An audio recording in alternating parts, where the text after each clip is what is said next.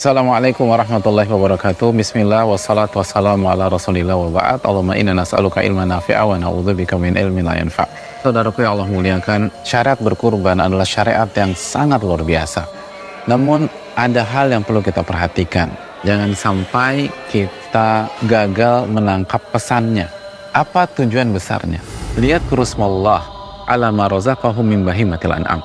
Tujuan utamanya adalah agar mereka mengingat Allah Subhanahu wa Ta'ala, berzikir kepada Allah, bersyukur kepada Allah atas rizki, atas harta, atas hewan ternak yang Allah berikan kepada mereka. Karena ketika kita nggak punya rizki, kita nggak punya harta, kita nggak punya hewan ternak, kita nggak bisa berkurban.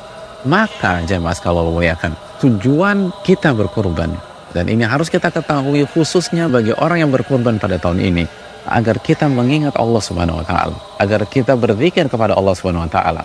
Dan di antara zikir yang masuk ke dalam ayat ini adalah tasmiyah dan takbir, atau mengucapkan bismillah atau bismillahirrahmanirrahim dan takbir ketika kita menyembelih.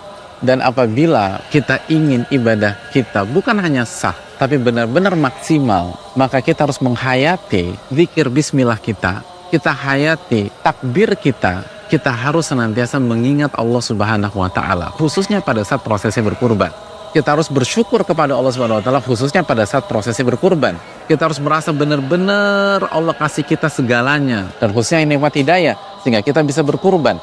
Tanpa mengingat Allah Subhanahu wa Ta'ala, maka ibadah kurban akan menurun tingkat kualitasnya, dan penyembelihan bisa jadi seperti penyembelihan biasanya. Apabila kita ingin menyembelih sebagai sebuah syiar, sebagai sebuah ibadah, sebagai sebuah persembahan, maka menyembelihlah dengan mengingat Allah, menyembelihlah dengan berzikir kepada Allah, menyembelihlah dengan senantiasa bersyukur kepada Allah Subhanahu wa Ta'ala. Maka kita melakukan ibadah kurban dalam rangka berzikir, mengingat Allah dan mengingat nikmat-nikmat Allah Subhanahu wa Ta'ala, dan bersyukur atas itu semua. Aku qouli hadza. Assalamualaikum warahmatullahi wabarakatuh.